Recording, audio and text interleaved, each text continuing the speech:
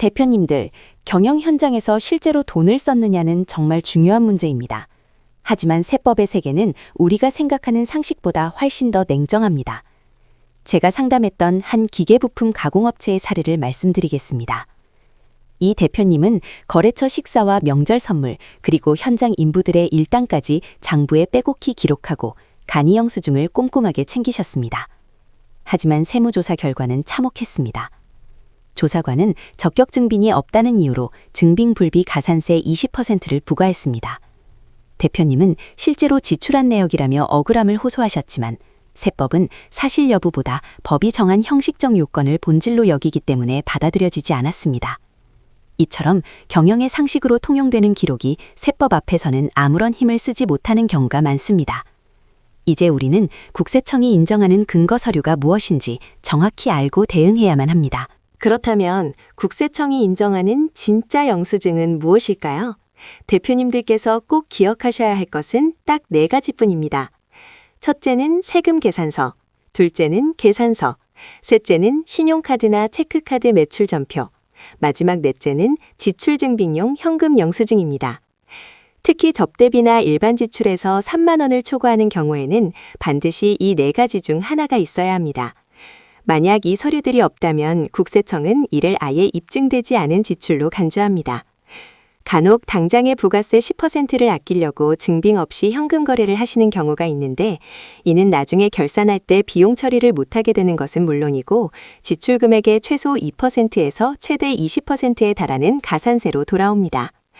결국 눈앞에 작은 이익을 쫓다가 경영권까지 흔들리는 더 큰 손실을 보게 되는 소탐대실의 결과를 초래하게 되는 것입니다. 모증빙 지출이 무서운 진짜 이유는 단순한 가산세 문제에서 끝나지 않기 때문입니다.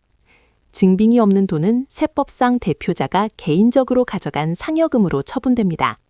이를 소득처분이라고 하는데 대표님들께서는 이 숫자의 무서움을 아셔야 합니다. 만약 1억 원의 지출에 대해 적격 증빙을 대지 못하면 법인세와 소득세, 그리고 가산세까지 합쳐 무려 6천만 원에서 7천만 원에 달하는 세금 폭탄이 날아올 수 있습니다. 배보다 배꼽이 더 큰 상황이 벌어지는 것입니다. 또한 부족한 증빙을 메우기 위해 허위 세금 계산서를 사는 자료상의 유혹에 빠지기도 하지만 국세청 전산망은 전국 모든 기업의 매출과 매입을 실시간으로 대조하고 있습니다. 업종에 맞지 않는 과도한 매입은 즉각 의심거래로 분류되며 이는 단순한 세금 추징을 넘어 형사처벌이나 검찰 고발로 이어질 수 있다는 사실을 전문가로서 엄중히 경고드립니다. 이제는 대표님을 안전하게 지키는 증빙 경영 시스템을 구축해야 할 때입니다. 이것은 단순히 돈의 문제가 아니라 경영권 보호의 문제입니다.